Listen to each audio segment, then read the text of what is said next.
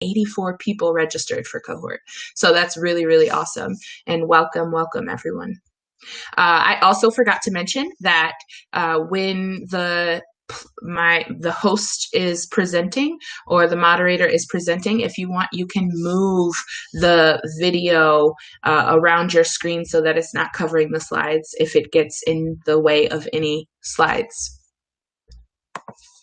All right, so hosting cohort today is me. I'm Jess Jackson. I'm the xAPI Cohort host. We also have Leanne G. Give us a little wave, Leanne. If you have, and Jamie Washington, she is conserving bandwidth. But if you have any technical issues or need support, like sometimes when we switch screens, sometimes folks lose audio. So you need to refresh your browser in order to get the audio back. So if you do face any of those difficulties, feel free to send Leanne or Jamie a message in the chat and they can help you out.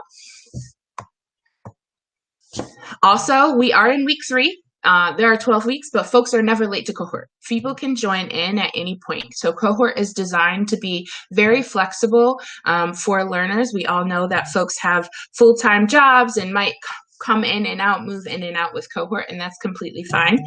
You can access the recordings at any point on your own time, and you can sign up for cohort at any time. That also means for our teams, there might be folks that join later on that would be hopping in on your team. So maybe think about opportunities for them to observe and contribute in ways that might allow them to be a little later.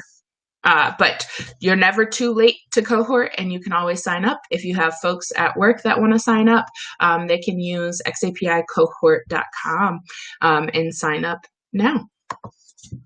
This week, we're gonna talk about how to send data from something that's not e-learning. And then next week, we're gonna talk about receiving data. So where does the data go? What's the LRS? What's this new learning ecosystem? And that is going to be facilitated by Chris Tompkins and TJ Seabrooks. And that also is when we start team check-ins. So you can see that we have team check-ins. Another thing that you may have noticed in our weekly updates that have been going out is we've been sending some additional content that kind of tees you up for the next session. So this week we'll be sending out some content that can help you learn about LRSs and the new learning ecosystem. So when you come into the session next week, you'll be able to ask targeted and intentional questions to Chris and have some support, Chris and TJ. So I want you to get your Snagit, your screen capture, whatever software you're using to take screen captures here in a moment, because what we're going to do is share about some free stuff. So yes, xAPI Cohort is vendor neutral, but it's the participation of the vendor community that allows us to get in and experiment with xAPI easier and free. So we have a lot of free offers lined up for you that you can be using, and here they are. So you have access to Domino, and you would just use the registration code xAPI Cohort Fall 2020. You have access to Kaltura, and folks should have gotten an email to gain access to Kaltura. You have access to xAPI apps. You have access to Xaply. You just send a message to Matt Cleaver in Slack. You have access to free Learning Locker LRS, the featured enterprise version. You have access to Veracity. And if you need more than the free tier offers, you can always email Jason, and they'll get your account upgraded for the duration of cohort. And you have access to Watershed. And you would just send an email to info@Watershed LRS and let them know that you're with xAPI Cohort, and include your contact email, name, and team name. So all of these resources are available to you now, and we hope that you use them in your team and your projects.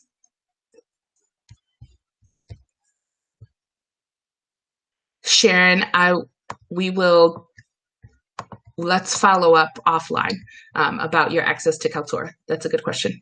If you have not gotten your access to Kaltura, feel free to send me a Slack message, Jess, or Matt Cleaver a Slack message, and we'll look into that for you. Good question. Thank you, Sharon. With that, I'm going to pass it over to Matt. So Matt Cleaver is our software and platforms team lead here at Torrance Learning, and he has a slew of use cases for xAPI beyond just e-learning sources. And with that, it's on you, Matt. All right, thank you.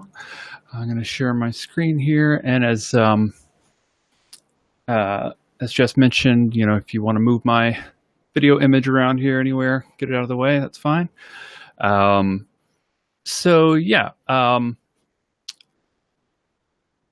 last week we talked about different ways of sending xAPI from e-learning, which is obviously how it started. Everything kind of came out of SCORM and AICC and sending things from e-learning authoring tools. But one cool thing about xAPI is just being able to send all sorts of stuff from things that aren't e-learning, and we're going to take a look at some of those things. So if you've been in cohorts past, this is actually not much different than it had been in the past, minus one or two things. But we're going to take a look at some just various different ways of sending things externally from outside the LMS. So the first thing that we kind of wanted to look at is sending something from essentially a website. So we've got here on the right side is just sending a single statement from a website. So basically all the LRS needs when you're sending statements is, you got to have the credentials to say, I'm authorized to send things here. But other than that, it uses a lot of just same familiar web technology if you're used to building websites and things. So this we set up as an example. Sometimes just a nice way of showing how the sending from a website works, and we can look at these statements here in a minute. So this one is pre-configured with a drop down of various activities. So this is kind of meant as a way to show that you don't have to build everything from scratch. Somebody has to build it, but then once you get it built, then you can have it kind of sending things from any website. So this is the activity ID we'll use here. I preset this up. Activity description, I can, add to the description here. And then we're going to choose the verb. So the activity in this case was this session that we're in right now. So I'm going to say attended. There's some other things here that we had in our sample that we can include some. If you had a result, if somebody succeeded or failed or completed, I can just say completed here. And then we'll send that statement. So it saved that statement to our LRS, and I can look at the statement viewer here, and it should, right there, one happened right after that. So here's the statement that I just sent. I just attended non-e-learning ways to send xAPI data that just came from that website. And then we just have the statement and all that stuff that I included in there. So this is just an example of a simple way to just take a form data from a website and send it via xAPI. We also have an example of a bulk statement tool that we built. Actually, we built this for a purpose, but it's also useful as an example of a way to gather xAPI data from something like a live class or an ILT course or something where you have a bunch of people that attended a session or a class, and you want to just say, okay, we got this roster of people. Normally we just take them by hand and then we kind of manually enter them in. But here you can take a list of people and just send them all in bulk. So in this case, kind of a similar thing. We have a drop down. So let's say Kaltura, today's date, and then you can either just drop in from a table, or you can just manually type it in. So I'm just going to put that here. And you can just put a whole bunch of them in here. At some point, we'll probably have a way to just import a CSV. It's not that hard to do. It just hasn't been added to this particular thing. But you can add other multiple names in here. Put Jess, you're going to get credit for this. Oh, I said I'm sorry. You're getting credit. You don't have to do anything. Thank you. So, And that's my email, everyone. oh yes, there you go. If you need that. So went ahead and saved that. We can look at the statement viewer again for that. And I should have used capital letters, but here we say I completed these two things, and then all the extra data that's in there. So that's just a quick and easy way. So we like I said, we created this specifically for a purpose of being able to get course attendance, just to be able to upload people in bulk. But it's not that hard to build. It's something just using regular HTML form. You can grab a bunch of names, plop them in there. You probably want to have only admin or teacher access to that sort of thing, but that way it's really easy to just get people credit in a system quickly. So we also have the ability to send xAPI data through surveys. So you can obviously, just like we were looking at HTML forms, you could just make a form survey in HTML. We also, a few cohorts ago, and I wish I had the link ready to go. A few cohorts ago, there was a project. Actually, it was an xAPI party project where we added xAPI to Google Form. You know what? I think I might have a secure. Yeah, this is a weird thing because I'm on a secure site. I think I can't connect to Survey Gizmo. There we go.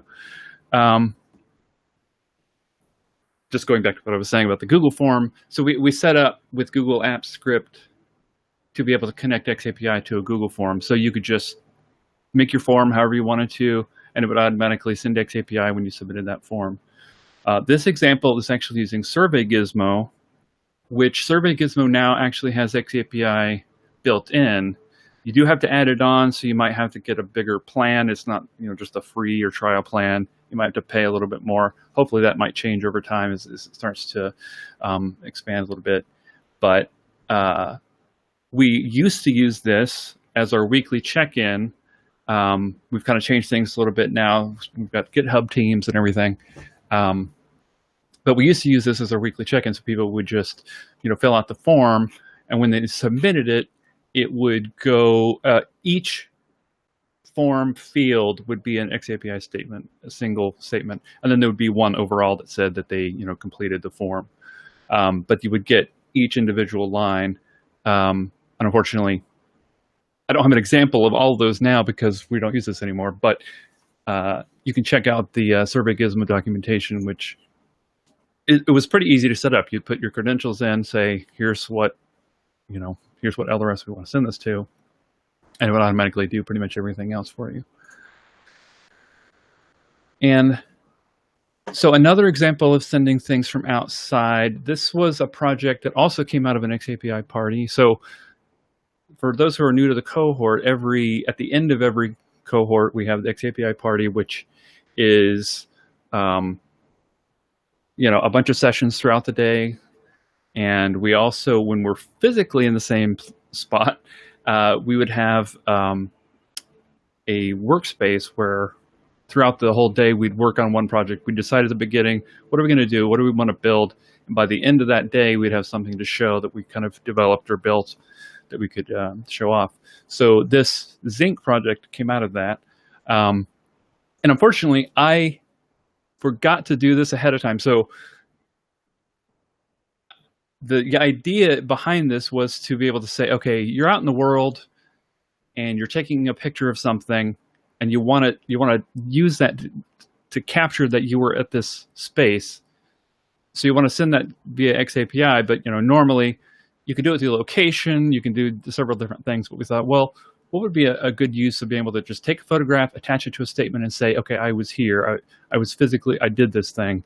You could take a picture of a completion certificate if it was something where you couldn't send it through the internet. Obviously, you have to be connected to the internet at some point to be able to send this. But so because I didn't send this in time. I had one that I created earlier, which was this image here. But we can look at the Zinc from last year. So for each of these, one good use of this also is something that Megan had done in some of her workshops. So when she has a workshop, people have these big, what are those called? It's like this big sheets of paper. I can't remember the flip cards. I can't remember what there's like a brand name for that. But they take pictures of all these things that they hand wrote, and so then she just posts them up, and then there's a gallery view of them so they can go through and look at it, but also records it as a statement and attaches it. So we've kind of thought about sort of building this out a little bit. So normally there would be a gallery here. I'm sorry I didn't get that, like I said, ahead of time, people to kind of fill this up. But the way this one works, and because we did it sort of quickly in a day during the xAPI party, we kind of had to cobble together a solution. And so there's this app called Rocketbook that is meant to, so they sell these workbooks or notebooks. And the idea is that they have this little grid and everything on them. You can take handwritten notes and then use the app to take a picture, and you can assemble it into PDFs. It kind of straightens and cleans it up. And at the bottom, you can choose where to send it. You can send it to multiple places like email, Google Drive, various different places, Evernote. So we had this app. We could save it to Google Drive. So you take your handwritten note, use the Rocketbook app, or you can just, at this point, you can just take a picture in any phone app, save it to Google Drive. It's connected to Zapier, which is waiting for that Google Drive. It's just checking that drive every 15 minutes, see if there's anything in it. If it finds something in it, it'll take all that information and send it via xAPI to the LRS. So it's a little bit of a convoluted, cobbled together setup, but it does work, and it still works. I mean, it's been working for several years now. And I think I also sent this one to the wrong LRS, which is why it wasn't showing in this view. But it's just one way of being able to send things from external sources, and Zapier is actually a really cool tool for being able to do that. We've actually used it for several other things. So take a look at Zapier if you haven't. In Zapier now there is a Watershed has created an xAPI connector. So if you go to Zapier and you see Watershed, or do a search for Watershed LRS there, you don't have to have a Watershed account. You can actually use any LRS. It's just that Watershed created it, so it has their name on it. But so feel free to check that out. You can connect pretty much any tool that Zapier can trigger can execute an xAPI statement. So something to look into. I think this one we had to code a little bit by hand, so we didn't use the built-in Watershed connector, but something to take a look at. And somebody asked, does SurveyMonkey have xAPI capabilities? I don't think that it does out of the box, unless they've changed things since the last time we looked. So, as far as I know right now, Survey Gizmo is the only one. And if I can find the Google Form script that we created a few years ago, I'll send that. It may take some work to get going, because I don't think it was quite as user-friendly as just toggling something on or off. But so another example of sending xAPI externally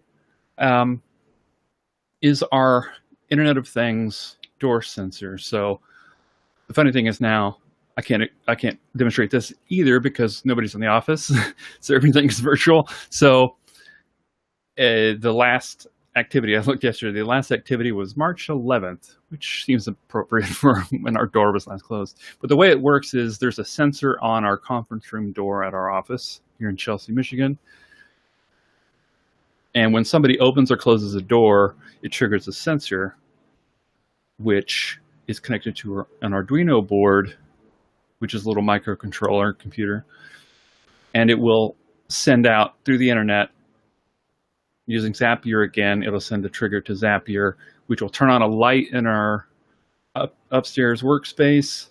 It adds a row to a table, and then it sends an xAPI statement. And you can connect all sorts of things in Zapier that you want. Partially, we did this as just an experiment to see how it works. The light switch thing was actually kind of convenient, just because we used to be able to tell when somebody was downstairs in the conference room if the light was on. You just know that it's occupied. But being able to send the xAPI statement, so it's not exactly the most spiffy use of xAPI. Spiffy is a dumb word. It's not the greatest use of xAPI in terms of, like, you just get a statement that says on, statement that says off, statement is on, statement is off. But the cool thing about it is it also has a temperature sensor and altitude and something else, pressure, barometric pressure, I think. So you can send that other telemetry there. Obviously, we're not changing altitude because we're in the same building. It's not moving anywhere. But I also did use it to see how the temperature changed over time. With the doors closed, how hot does it get in there? And that's obviously just fun for just no reason. But if you had this connected to more complicated sensors that could actually be useful, you say have it connected to a machine or something else outdoors, various ways. As long as you can connect to the internet at some point to send that, then you can send that and store it as xAPI. There are obviously things with Internet of Things, especially with a stream of data, that might be better served by some of the data storage and communication that other Internet of Things devices use, because they're built that way.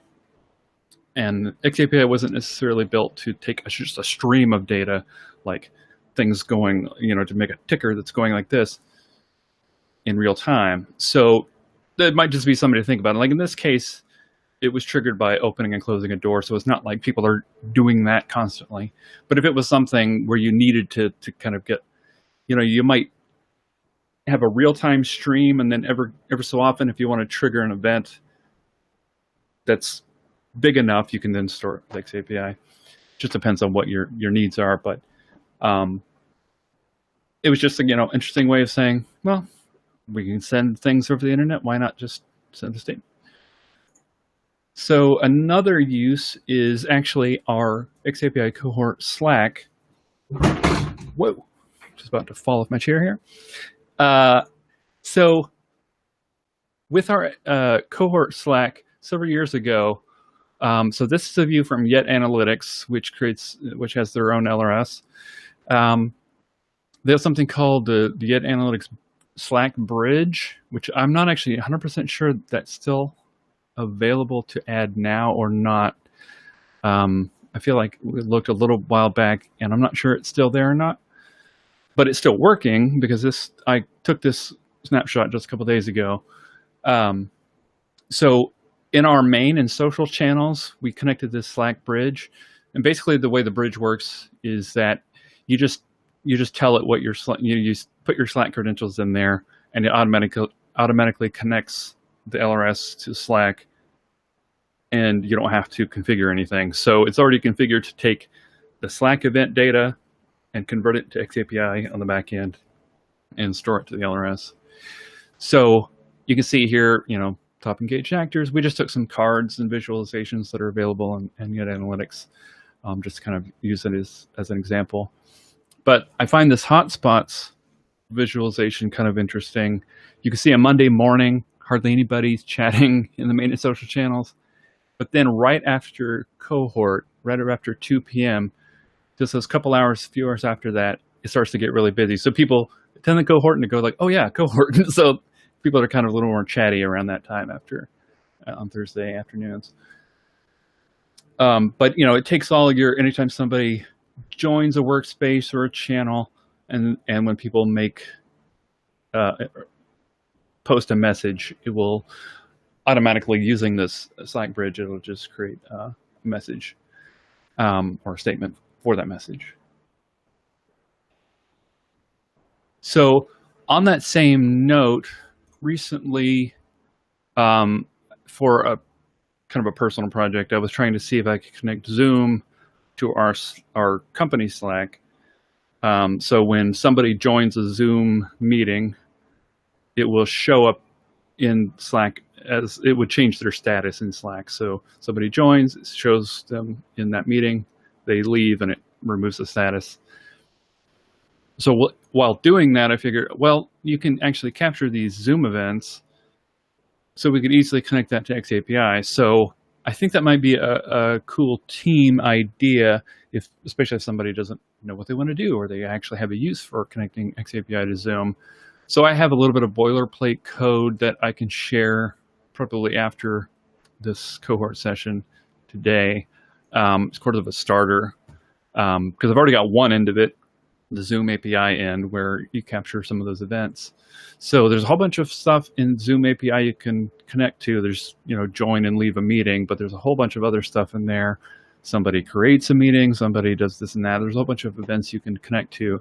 And each one of those could be a statement that you kind of configure to send. So if anybody's interested in that, it may be a little more technical in terms of writing code and thinking about how you're going to connect those things together. But if anyone's interested, I'll be adding that probably later.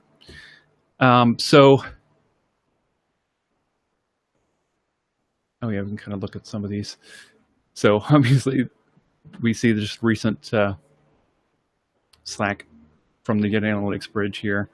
And basically, like, they pre-formatted all these things. So if Slack changes their API and the structure of their statements, or not their statements, the structure of their events, then Get Analytics kind of has to change the way they massage the data into their own xAPI. So that was the cool thing about it. You didn't have to do anything. They just connected it. Bad thing is you can't necessarily go in and change anything. But that is about all I've got for this. Are there any questions or anything I missed or I plowed through because I'm just, for some reason, rushing through this thing? And I can switch over to the room chat.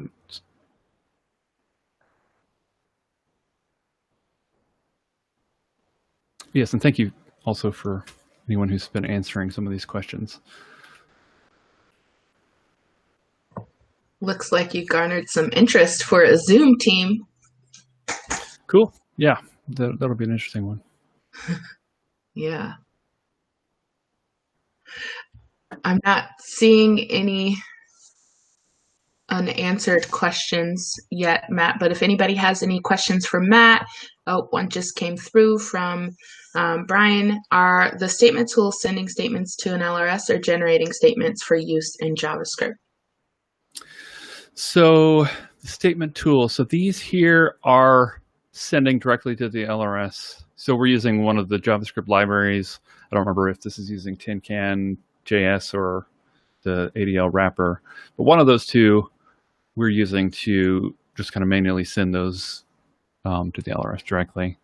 So yeah, basically just when somebody submits, you grab all that form data, turn it into a statement, and send it off. So Martin, your question about does an application have a dictionary that shows what events are available? Yes, in this case, Zoom has a list of all the events that they have available, especially if you create an app in Zoom that you're going to build to do something.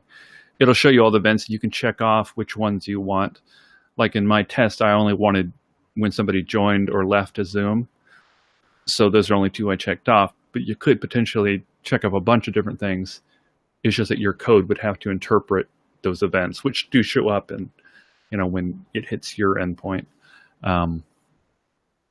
So typically, if something has an API like that, it'll show you what events are available. And in Zapier, because Zapier's kind of serving as a midpoint between two APIs and two apps, services, or whatever, they'll expose what triggers are available and what actions are available. So you can say, if these things happen, then these things happen. Fillable PDFs to xAPI. So there is a PDF annotation profile.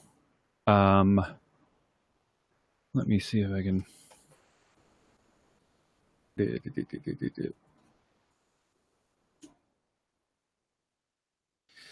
it may not be exactly what you're referring to in terms of, but it does have some of the aspects of PDFs and annotating.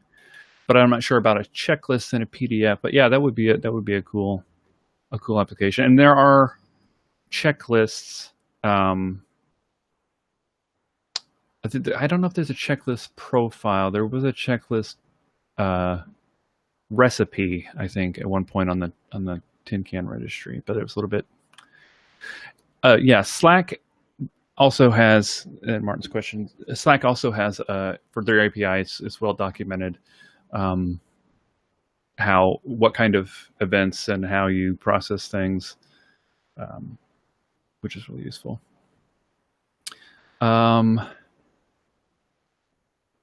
So let's see, subject of JavaScript libraries.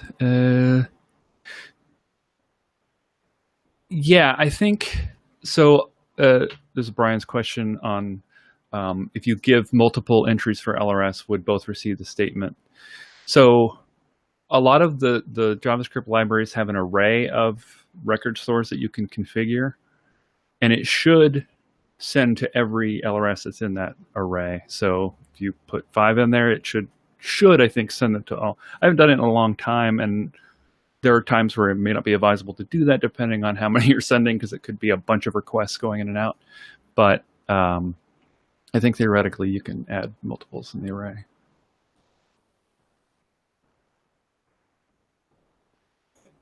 Oh, and somebody asked about the Teams page. If they're referring to the cohort website, there's only one team so far in there. So yeah, it's a little bit sparse because we haven't totally built up our GitHub teams yet, but hopefully soon we'll start to build this up. Yeah, and one more question about, I think you answered it, for the Slack dictionary. Yeah. Slack also, their API is well documented. So a lot of the major services that have APIs that you can connect to will be pretty well documented. There may be some that are a little bit obtuse, but most of the time they're pretty good about that. Awesome. And then can you share the URL for the xAPI Profiles Viewer in the chat? Yeah, I will put this one specifically I'm looking at, but you can use the drop down to, and it's just, this is taking the ones that are published to GitHub, which is the kind of the official profile publishing location, and it just basically flattens them out so it's a little bit easier to see what's in that profile and kind of read it a little bit easier. Awesome. Thanks, Matt. Thank you. So there were a lot of questions about some logistic things for Cohort, and so I'll walk through some of that. I'm actually going to share my screen in a moment to walk you through how to find teams on Slack. What are we talking about when we talk about the team GitHub page? And then I'll share it back over to Matt, who's going to kind of help us navigate that. And then those were kind of the two big questions of the day. So yes, teams are forming. If you are in Slack, you should be able to add a team, and I will share my screen so that you can see how to do this. So if you are in Slack, this is our cohort Slack, and you go over to channels, you go to this plus sign that's adding channels. You want to browse channels, or if you're ready to create a team. So if you're just looking for a team to see what exists and maybe you're not in any teams yet, you click browse channel, and then you want to look for things that have team in front of them. And these are all the teams that are available to join. And you can, I'm a member of all the teams, but you can, if you scroll over one, toggle over one and click join, that's how you would join a team. So you can browse teams and join them already. And then if you have an idea and there's not a team page or a team channel for it yet, you would just do the same thing, add channel, and instead of browse channels, you're going to create a channel. What we do ask is that when you create a channel, you use the notation with team and then a brief description of what you're going to be covering. So some of the teams that are already in existence are Captivate JavaScript Library, Team Down Under, Team ECE or Early Childhood Education. So you can kind of you can see what they're about. And when you go in there, there should be a description about what the team is doing. So that is how you would go into Slack to join a team. And that is how you find that. And then the other question that we had was about the GitHub pages or the team, where to submit team updates. So if everyone is in Kaltura right now, you should be able to click the tab above our live room, and it has team updates. If not, I'll just put the link right there into your.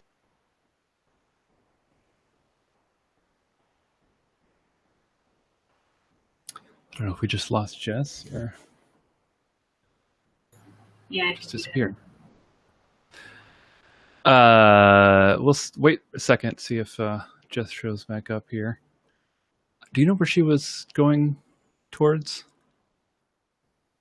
What she was about to say? I think I might have missed. The GitHub pages. Okay. But she was pointing to something in this. In Kaltura? No, I'm not sure. Sorry. So the team GitHub link.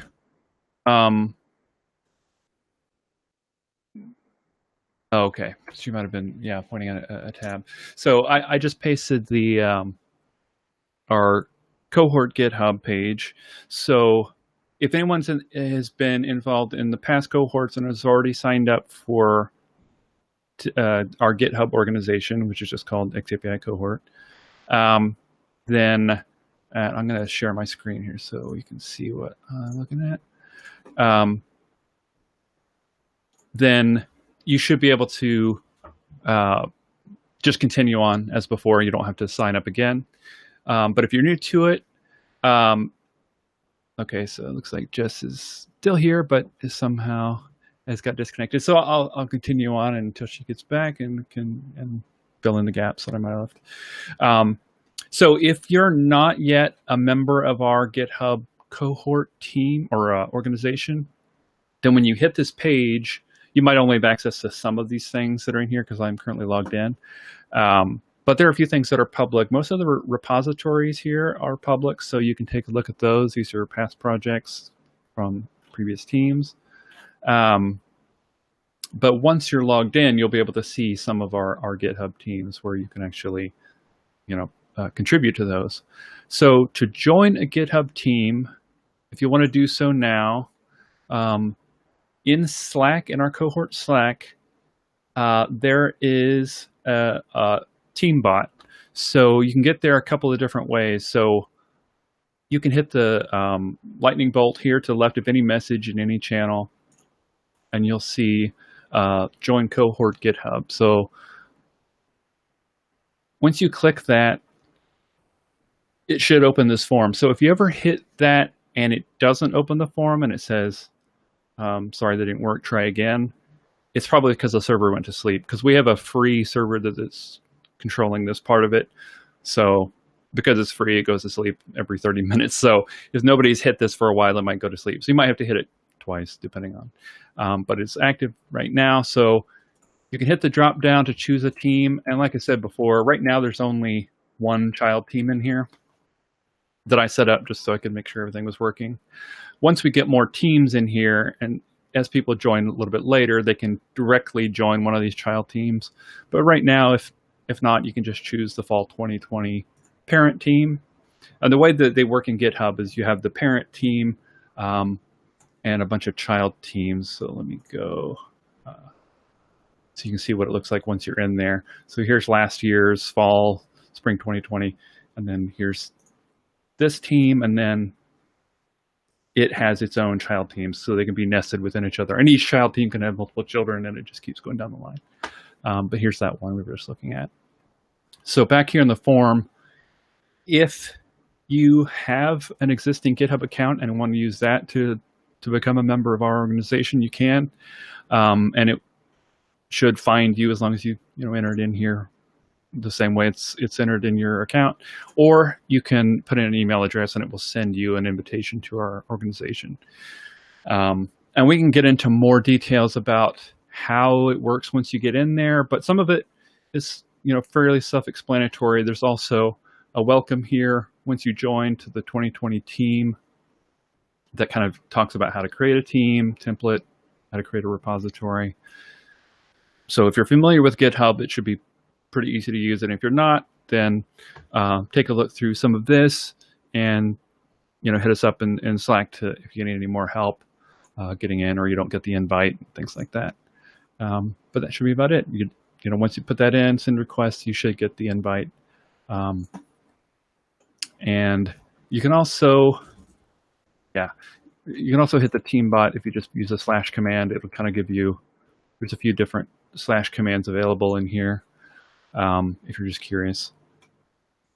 And I think that was all. Oh, in the cohort website, I'll paste that there too. This is what we'll be using for our weekly updates.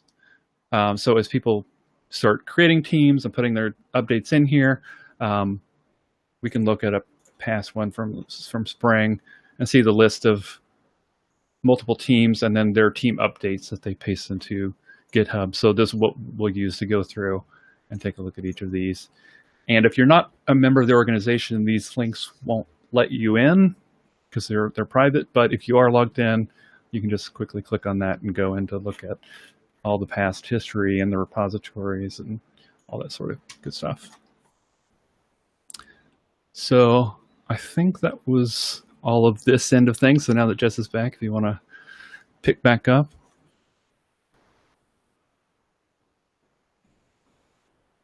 You're silent. We can't hear you. I don't know if you're on. Can you hear me now? Can you hear me now? Okay. Thank you for picking back up, Matt. So if you received this team update, there is a reference guide that helps you navigate the bot in Slack to get added to GitHub. If you are looking for a shortcut to get to, like if you lose the link or anything like that, everything is in our Kaltura media space. So and if you haven't gotten an invitation via email for Kaltura Media Space, feel free to send a Slack message to Matt or I, and we can get you in. But what I was showing you above the screen was, this is our Kaltura Media Space page. Can you all see my screen? And if you click on team updates, that takes you directly, that takes you to our, that takes you to our GitHub page. So you would click on, not on team updates, sorry you all, external links, and all of the cohort site, the cohort Slack, the cohort GitHub is right there, all of the links readily and available to you so that you don't have to search for them. So you can get to GitHub right there. And that is what I was trying to show you. So with that, I'm going to go back to the presentation. We're about to be at the top of the hour. So yes, teams are forming. I did see a question in the chat about not seeing teams. I'm in Slack, have channels tab, but no teams for 2020 in there. I tried to browse channels and didn't yield any 2020 fall teams. So you looked, let's go one offline. When you type in team, there should be teams coming up. So I'm not sure why that is not working for you all. So we can walk you through that offline. So if you don't have a team page yet, you can create one, which we did walk through on Slack. And some good stuff to know for the end of this week. is that we meet here every week at 2:00 p.m. The link to our Smart New World Classroom is there. Next week, we'll be talking about the LRS and the new learning ecosystem with Chris Tompkins and TJ Seabrooks. If you've not yet registered for the xAPI party, it is December 11th, and it is online and a full day of information all about xAPI. You can access that registration at our xAPI Cohort website. And then if there are questions, comments, concerns, you can email me or Slack me. So the folks who are not seeing Teams in your cohort Slack, please send me a message in Slack, and we will get to the bottom of that for you. So some teams are really large. That means that they might just have a lot of folks that are observing, or someone that's managing that large group of people. So with that, I want to tell you to have a really awesome week. Now get out there and make something.